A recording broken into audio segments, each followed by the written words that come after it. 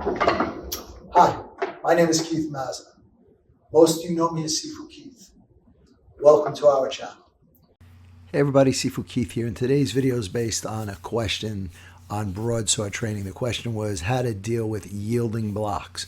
So we'll be covering yielding blocks and application, but before we do that, I need you to go to click the boxes to like and subscribe and hit the bell to always to be kept up with our latest videos. Once again, thank you for your continued support and have a great day.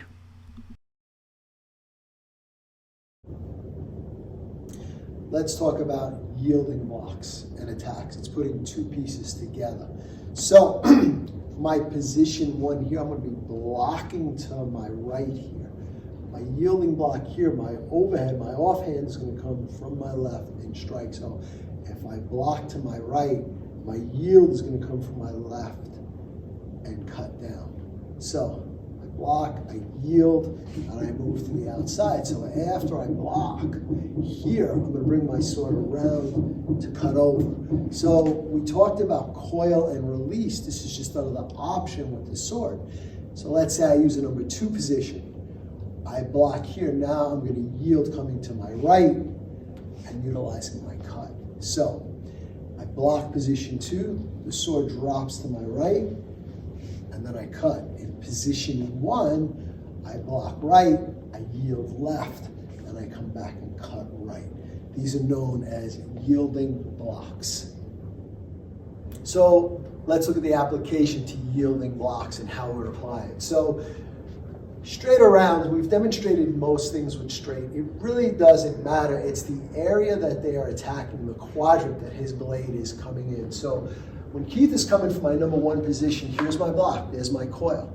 Now I'm going to step away as I yield and come over. You can get the offhand involved and take the cut, or just utilize it again, come through here. Now my yield comes to the other side and cut.